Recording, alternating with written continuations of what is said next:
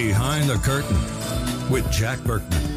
Welcome to another edition of Behind the Curtain. Remember, I'm not a reporter. I'm not a talk show host. I'm a lobbyist. We're out there 6-7 days a week getting you information you can't get anywhere else. We're at the balls. We're at the galas. We're at the happy hours on K Street. We're at the breakfast meetings on Capitol Hill. We're getting you stuff that you just won't see on MSNBC, CNN, Fox, or anywhere else. What a show we've got. We'll be talking about Kanye and the president. More on Kanye and the president, stuff you didn't know. Boy, is Kanye getting treated unfairly. Oh, our friend Greg Corombos joins us to give us the latest on election 2018. That's America's best and brightest political analyst. Don't miss Greg. But first up, in just a minute, we'll be joined by Alex Titus, policy advisor to America's First Policy, a public interest fellow, and a Philos Project Leadership alumnus based out of Washington, D.C. Alex, welcome. Hey, good to be here. Thanks for having me on. Now, if I can pronounce this, Jamal Khashoggi is the Washington Post, or was, sadly, the Washington Post Saudi reporter who was killed. Now, I'm trying to get the facts straight on this. Have the Saudis admitted to basically killing him in the consulate? Or let's start out with the facts. What do we know about what happened to Mr. Khashoggi? Yeah, so we know that Khashoggi is a Saudi journalist, and he is a U.S. resident, and he's also a contributor to the Washington Post. And he's sort of being characterized as just a journalist, but the Khashoggi family actually has very strong ties to the Saudi royal family and the kingdom as a whole. His uncle was actually sort of caught up in the Iran-Contra scandal and had an estimated net worth in the 1980s of about $4 billion. Jesus. So, I mean, you could imagine. It was real money in the 80s, huh? Exactly, yeah. So that's a lot of cash for the 80s. So we know that he entered the Saudi consulate in Istanbul, Turkey, on October 2nd, basically to get some paperwork to sort of get his marriage going while his fiance waited outside.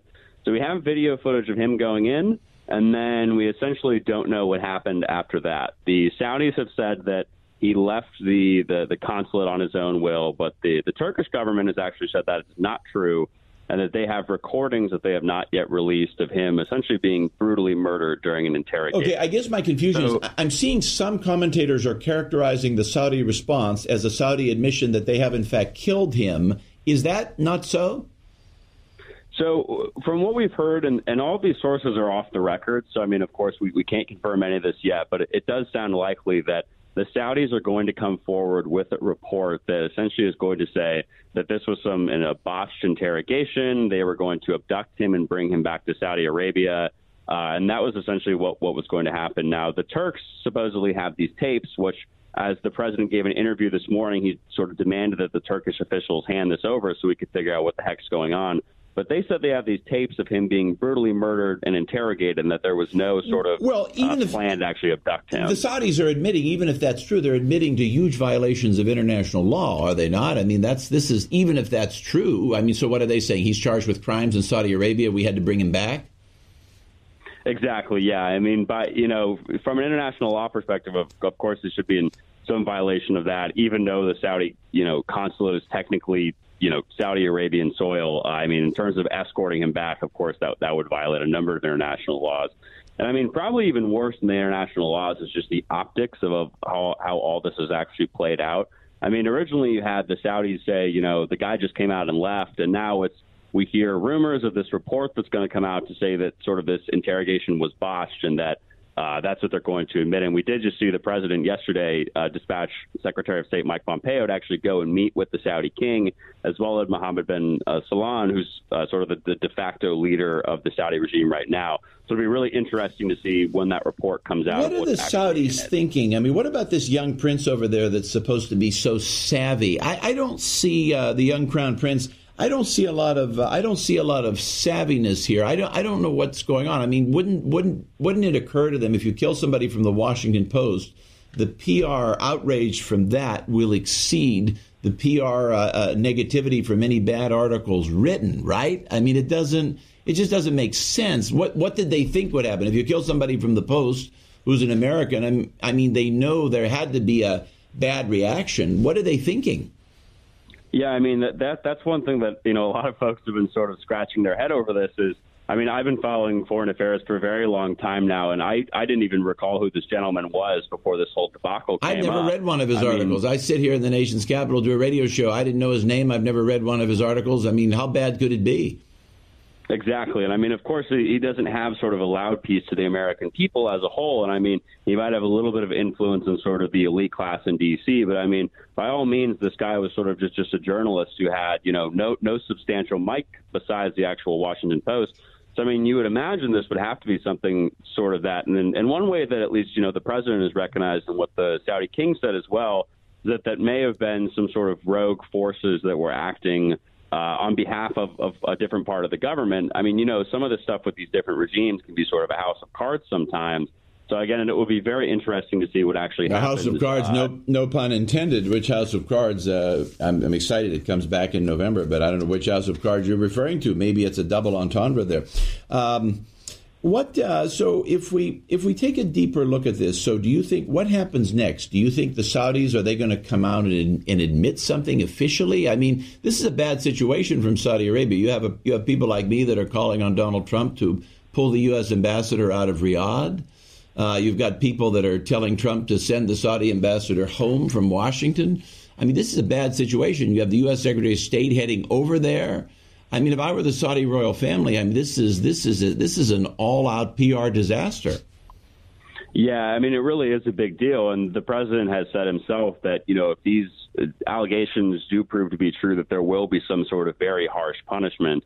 I think what the president has been right so far, and what he's been very unfairly criticized for, is that he wants to wait for actually an official response from what the Saudis have to say, as well as an ongoing U.S. investigation through the State Department.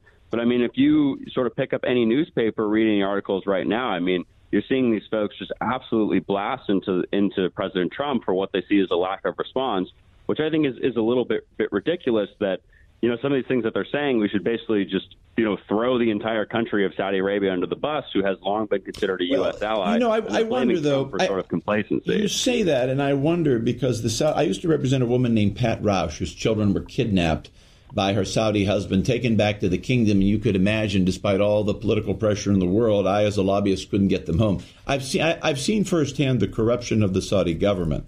Given that, maybe it is time to forcibly rein them in. Maybe it is time for the United States to restructure that relationship and maybe go in and change the monarchy. I mean, should we do something like that?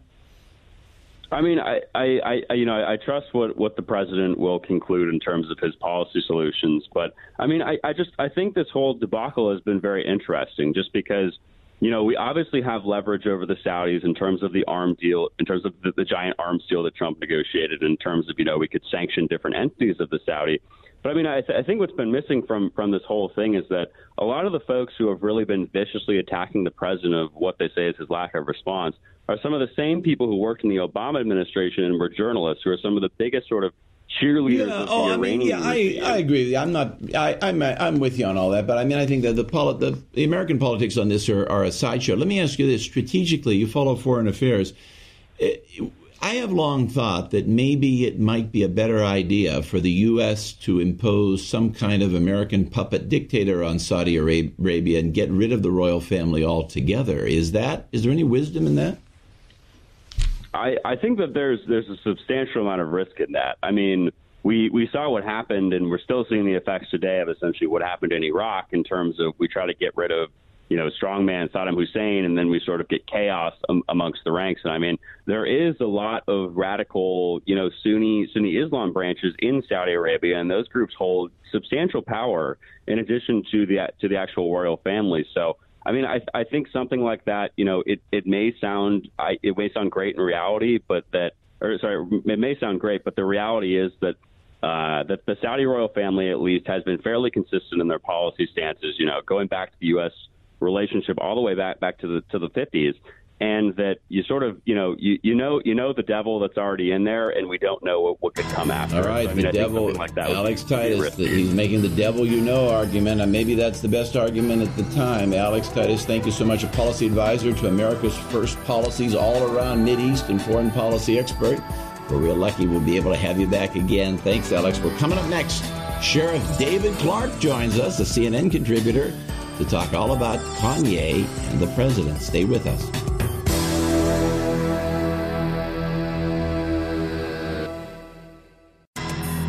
All the stories and controversies that no one talks about, but everyone should know about. Some people without brains do an awful lot of talking. Behind the Curtain with Jack Berkman. Welcome back. Remember, if you want to take it behind the curtain, you call us 703-795-5364, 703-795-5364. If there's a key issue out there that you need to bring before Congress and Washington and no one will help you, you call us. 703-795-5364 or Jack Berkman 2016 at Gmail. Jack Berkman 2016 at Gmail. Same number, same email. If you know anything about the Seth Rich murder mystery, Lucanon, coming out soon. For those of you who follow it, stay tuned. We're a long way from over in the Seth Rich mystery. Joining us now, Sheriff David Clarke, CNN contributor, famous all over the world these days, president of America Sheriff LLC, Senior America Advisor First. Senior Advisor America First. Sheriff, welcome back. Hey, thanks for having me. Hello to your listeners. Thank you. They love having you. I want to talk to you about Kanye's meeting with President Trump.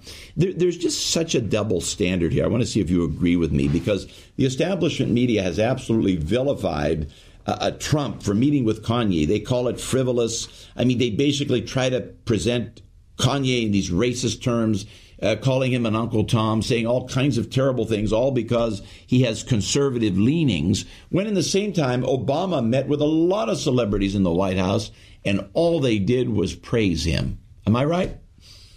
Yeah, you're right. First of all, kudos to President Trump for continuing to court and cultivate the black vote. He did it during his campaign, and he's following up on it, which lets you know that it is sincere. As for the reaction from the left to Kanye West, I say, join the party. Welcome to the party, because there have been many of us out here, black conservatives, that have been under this sort of assault and smearing by the left for a very long time. I think it passes the optics to do that sort of thing. The president is going to need surrogates and ambassadors within the black community to spread his message. He's already doing a great job in terms of the economy. Lowest recorded black unemployment in U.S. history. New business startups, 400%.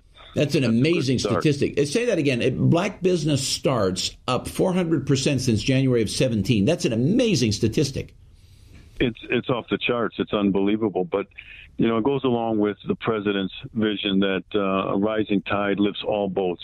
And he said he made this promise during the campaign that the economy, the environment that he creates for the economy to prosper will benefit all Americans, not just a few. But what I'd like to see from Kanye West now is, you can't just do the photo ops. You can't just go to the White House to have lunch.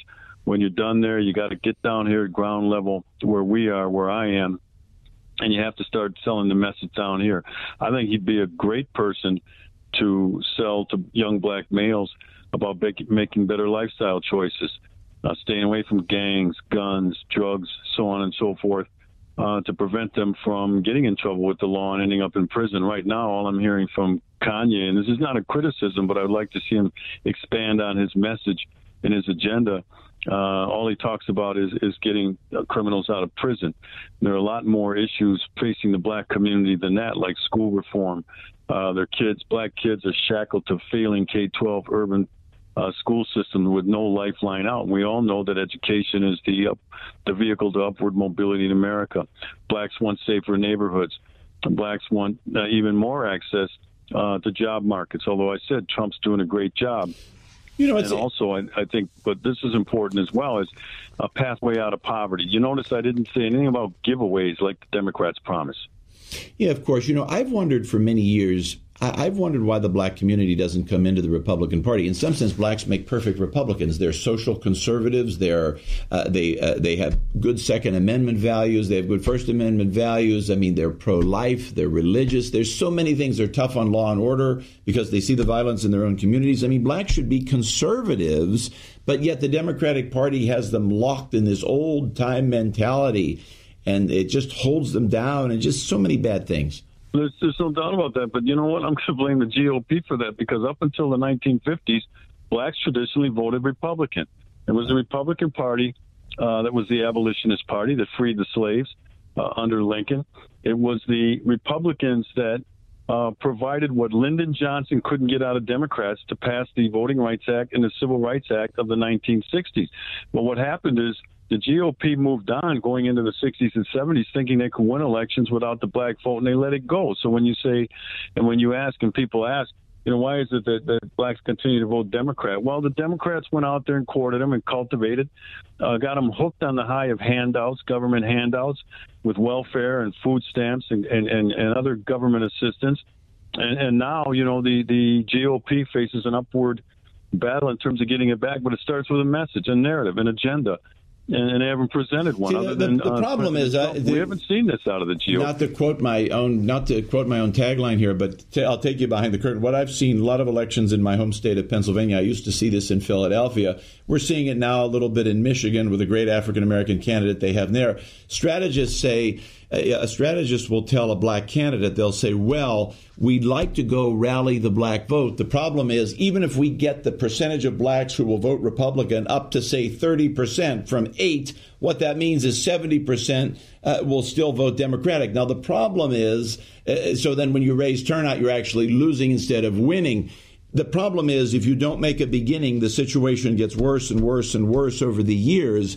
And that's exactly what's happened to the GOP, is it not? Oh, without a doubt. But let me tell you this. If they could get 30%, heck, if they could get 25%, that spells doom for the Democrats in terms of winning elections, because it's still a big piece. Correct. Now, but let me say this now. You're right. But the problem is, when you raise black turnout, you have more blacks voting, and all of a sudden they're still getting 75, you're getting 25. You see the problem? Turnout doesn't stay constant. That's how Republican strategists have looked at this over the years, and that's why we haven't made progress, you see? Right, but it's a failed strategy on the part of these there you go. GOP strategists, because, you know, a high turnout of all voters, there's nothing wrong with that. You know, black people will figure it out. I'm with you. I think that these strategists are underselling blacks and their ability to be able to sort through this thing and make a good choice. I'm with you 100%.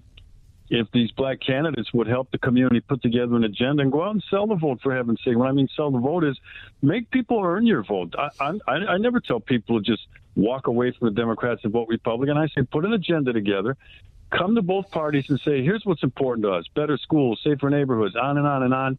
Which party is going to help us accomplish this? Not which party is going to give us stuff, but who's leading that effort? Not too many, which is where I think Kanye West could come in handy. Let me ask you this. On a side note, has Kanye suffered in the entertainment world because of his support of Republicans? I don't know that. I don't know what effect it's had on that. But what Kanye West has to keep in mind, and I remind myself of this every day, it's not about me. Kanye has to say it's not about, speaking to himself, it's not about me. It's not about my success. I've made it. I've made it big, and I'm probably going to do all right for the rest of my life. But now it's about reaching down and helping other people. So if it affects him in Hollywood and he sells a few less records, well, who cares, right? He's already got hundreds of millions. Who cares, right? Yeah, what's a couple million after you get to a certain number? In terms of your wealth, and good for him. He made that. He earned that. He earned it. He's got to reach down and help some other people. Sheriff David Clarke, president of America's Sheriff LLC, senior advisor, American First. Sheriff, we're real lucky we'll be able to have you back again. Well, coming up next, we're going to get into Elizabeth Warren. Is she really an Indian, or should I say Native American? We'll look at an expert on the DNA test that she took. Stay tuned.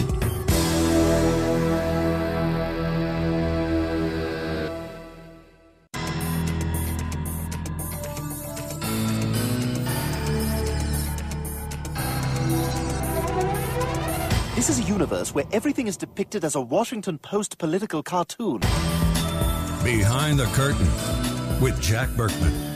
Welcome back. Remember, if you want to take it behind the curtain, you call us, 703-795-5364, 703-795-5364. If there's an issue no one will help you with and you want to bring it to Congress in Washington, you call us. Taking your emails as well, jackberkman2016 at Gmail. jackberkman2016 at Gmail. Remember also, like us on Facebook, subscribe to our podcast. Like us on Facebook. Subscribe to our podcast. Same number, same email.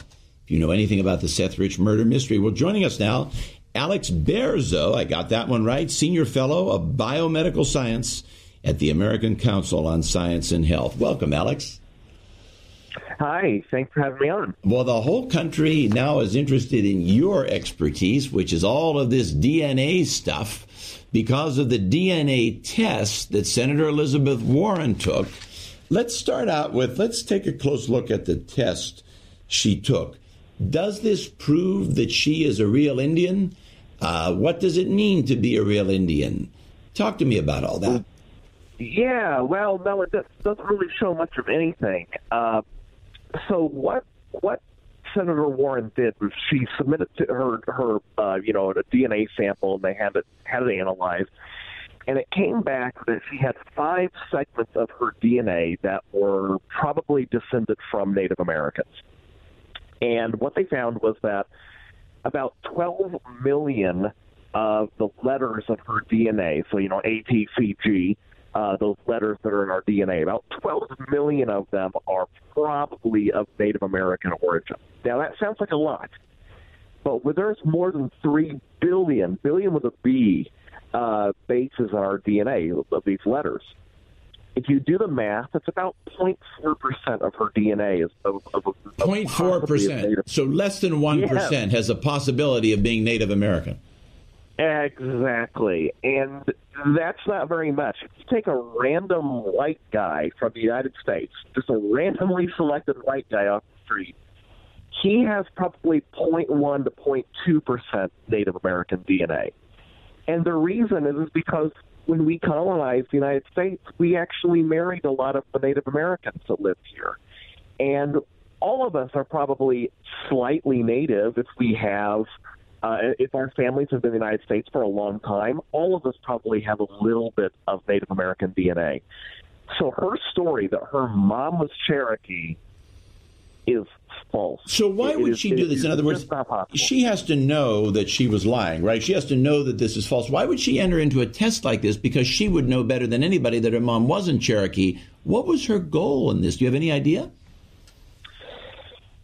I think it's probably to put this story behind her, because, it's pretty clear she's going to run for president. And it's now, in 2020, if people are going to bring this up, they're going to say, hey, you misled people about you being Native American. She's going to say, hey, that's old news. And so I think that's probably why she did it, because the results simply do not support what she says. Now, what percentage, to be a real Native American, what percentage would you need to have? Would it be 8%, 10%, 22%? What would you say as a real Native American? I don't think that there is any particular number, because imagine, let's say you were adopted. Let's say that you were an orphan and a Native American family adopted you, and you grew up in the Native American tradition. Well, you may not have any DNA that's Native American, but you grew up in the tradition and the culture. So I think to identify as a particular culture, it's more important to say, well, I grew up in that culture.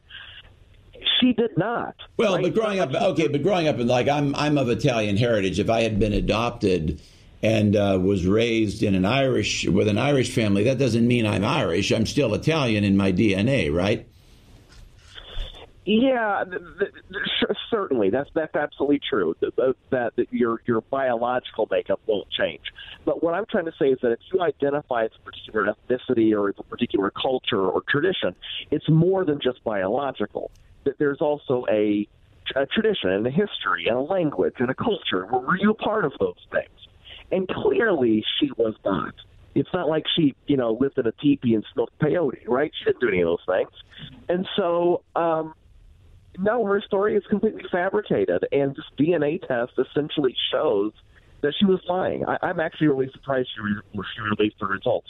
I would have been embarrassed by them if I were her. I agree. It's one of the worst political mistakes in recent memory. I can't imagine. I mean, that woman's a professor. Maybe she doesn't know as much about politics as we thought. I think, if anything, it takes her out of the presidential running almost completely. Okay, let me ask you this. Kind of more broadly now with this DNA business, I'm reading where a lot of privacy concerns. China is buying the majority of data from Ancestry.com at very high prices. Is this true, and are you worried about it?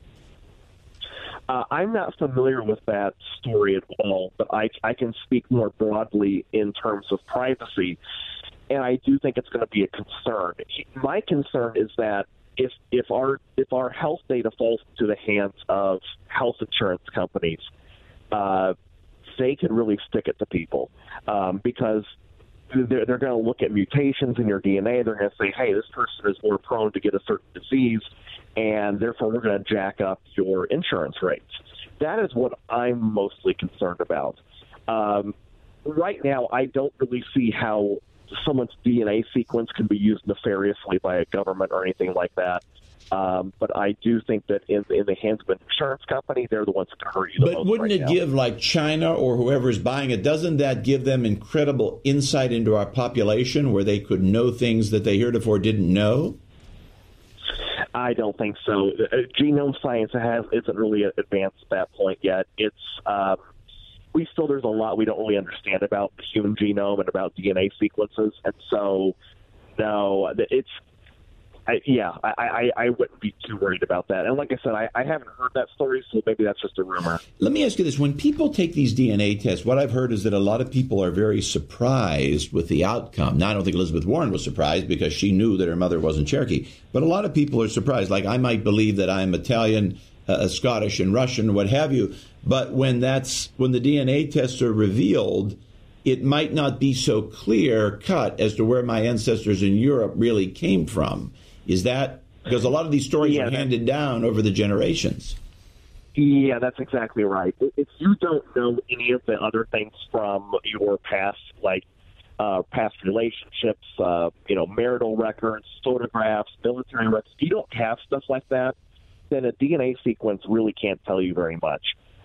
It can give you a general idea of your biogeographical ethnicity. You can say, well, we're from Southern Europe, and our DNA shows that. But, you would not be able to say, oh, well, clearly my parents were, from the Alps, and they lived here in Switzerland. I mean, you just can't do that with your DNA. It's a bit like reading a horoscope. You can read up whatever you want into it. So right now, what DNA can do is it can rule in certain theories and it can rule out certain theories, but it's not very good at precisely pinpointing your heritage. Where do you think this technology goes? I mean, it's almost frightening in a way where it could go. Where do you see the evolution of this? I presume it will get more accurate over the years. I think that being able to diagnose people's personalized medicine is where I think this is headed, so that if you go to the doctor, maybe in the future we can get a pretty good genome sequence on a person. We can know, will you respond to a certain treatment? Will this drug work for you? Will it not work for you? Are you prone to developing cardiovascular disease or high cholesterol or any of these things like that? And maybe doing this sequencing at birth, right, so that people know right away if their baby is prone to certain diseases. I think that's where that's headed.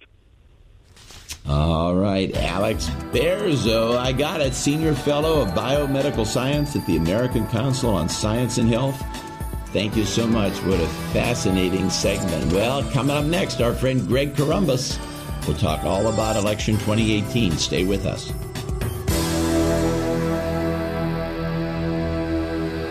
Hey guys, do you have trouble falling asleep? My wife and I did for many, many years until we found MyPillow. You know, MyPillow conforms to your specific needs. It's 100% cotton, washable and dryable, made in the USA, and backed by a 10-year warranty. And now at this time, you can buy one MyPillow and get the second free. That is, buy one MyPillow, get the second free, 2 for the price of 1. Act fast now and get 2 MyPillows. Visit MyPillow.com or call 1-800-923-8919.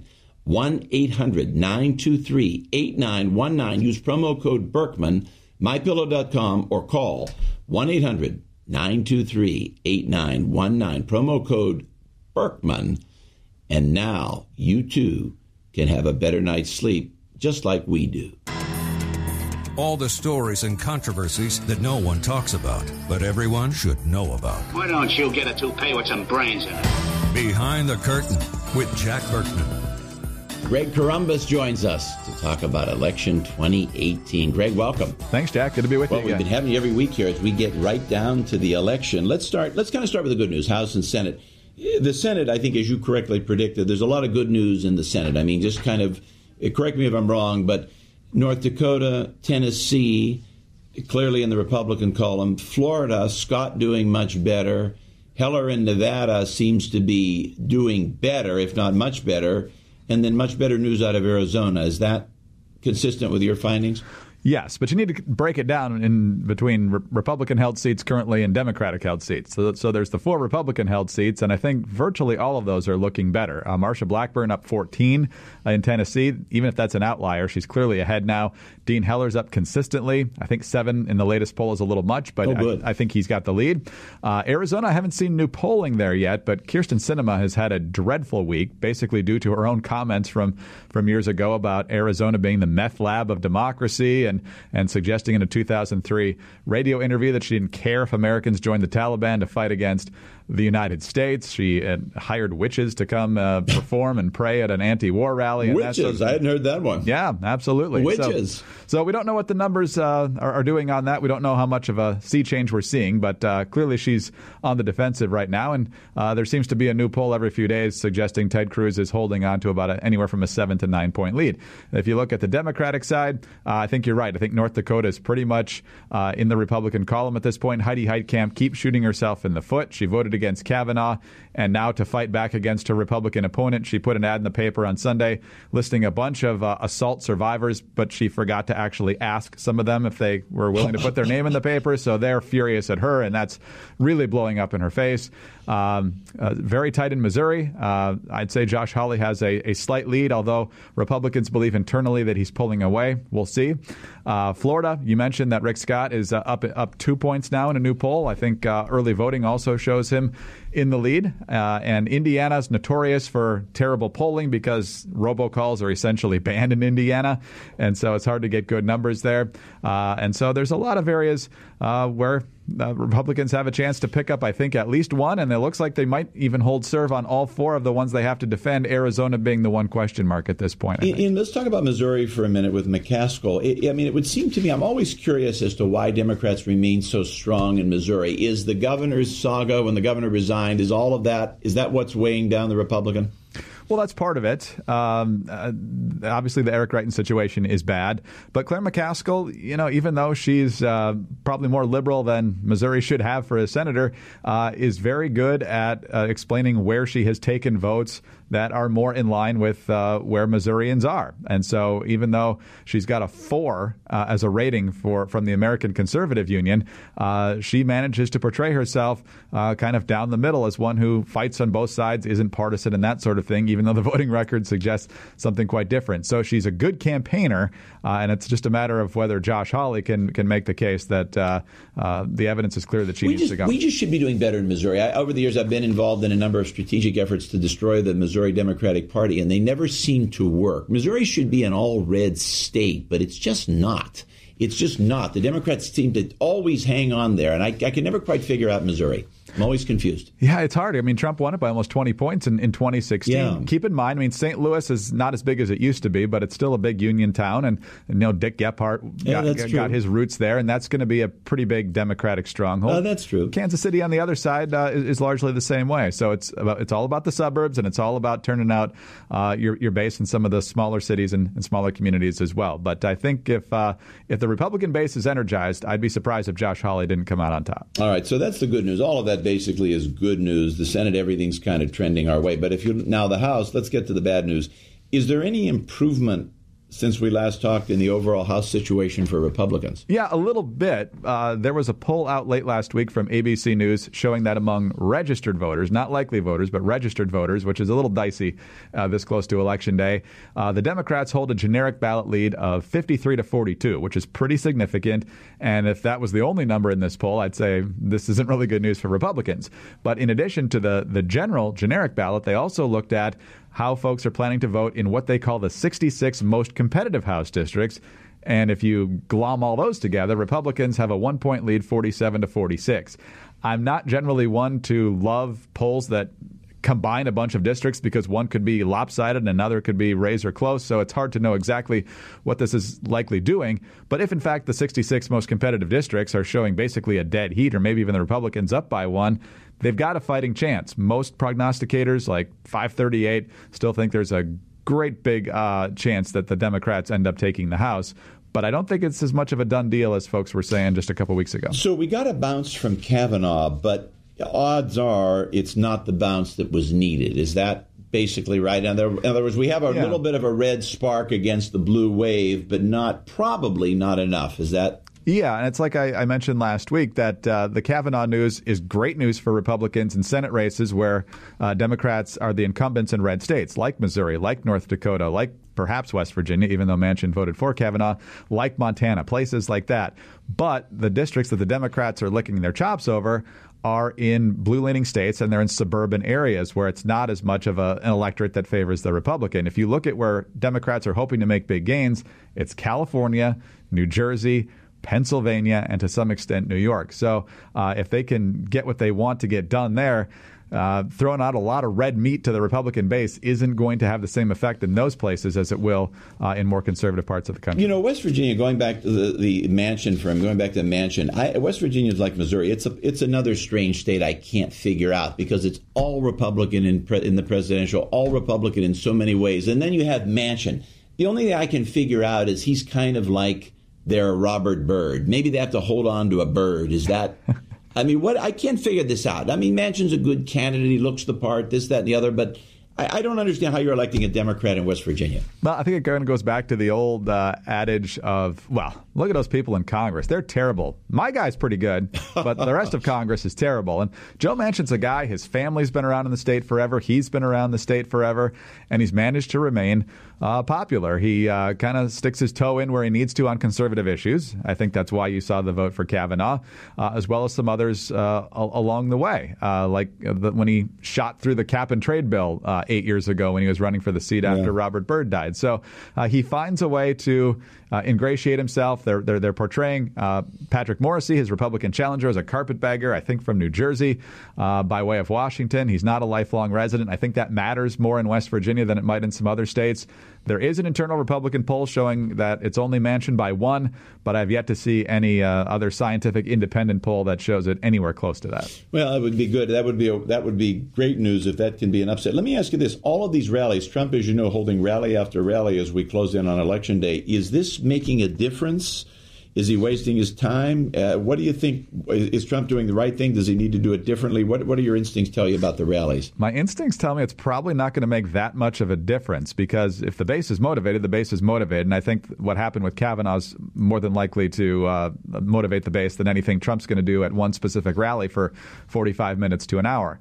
Also, if you look at some of these special elections that Trump has involved himself in over the past couple of years, his endorsement hasn't meant that much. It has in a couple situations, maybe in some primaries, but not in the head-to-head in some of these House and Senate races, certainly down in Alabama, but that had some additional issues. But even if you go back to Obama, when he was on the ballot, he was able to get the turnout that he wanted. But when he would go stump for Martha Coakley or John Corzine or these other people during the midterms, the midterms were horrible for Obama, no matter how much time he spent on the trail, and he couldn't get Hillary Clinton across the finish line either. For those of you who think that American politics is predictable, we know better because Ted Kennedy's successor was a conservative Republican and Jeff Sessions' successor was a liberal Democrat.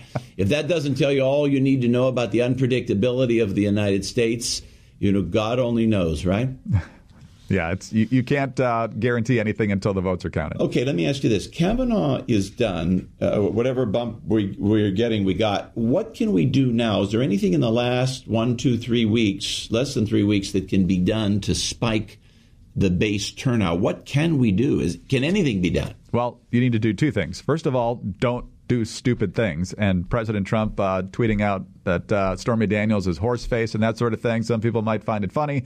Other people are going to find it petulant and once again not like him very much. And the way to fight back against that is to vote for whoever the Democrat is. So I think the quieter Trump is, maybe apart from the rallies, is probably the way to go there. Have a vision. Have Republicans talk about maybe the things they didn't get done, but they definitely could if they had bigger majorities, particularly in the Senate. And then talk about, the Democrats are kind of helping helping them out here. This Elizabeth Warren with the American Indian heritage and whether she is or she isn't and whether she's a fighter or being bullied, all that stuff. Hillary Clinton jumping in, talking about we can't have civility until the Democrats are back in power. Those types of things are things that are making Democrats cringe because they're enough. Yeah. Not to interrupt you. Are we doing enough with kind of clickbait on the internet with Speaker Pelosi? I mean, should we be frightening the base saying, you want Speaker Pelosi? Maybe we need more heinous pictures of her on the... I mean, are we doing enough with the Pelosi angle? Well, I think individual members are. I spoke with Dave Bratt, a congressman from Virginia, who's in a very tough race against a liberal Democrat named Abigail Spanberger, and he is basically saying, look, if you elect her, she's going to be a rubber stamp for Nancy Pelosi, and all you're going to get are higher taxes, more government involvement in health care, and constant investigations of President Trump. So even though you're not hearing a national drumbeat on this, from President Trump or anyone else, it is a factor that Republicans are injecting into their competitive races.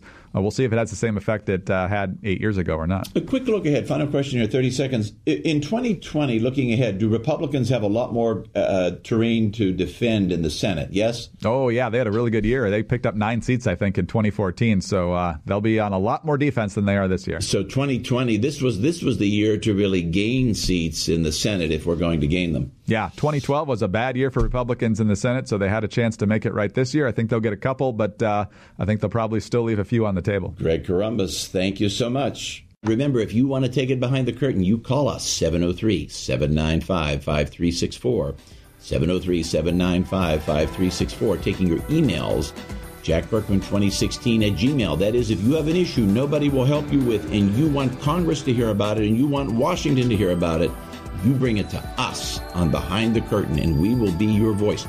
Remember, even when we're not on the air, you can hear us and see us and read all about us. JackBerkmanRadio.com, and of course, always at RadioAmerica.com. Thanks. We'll see you next week.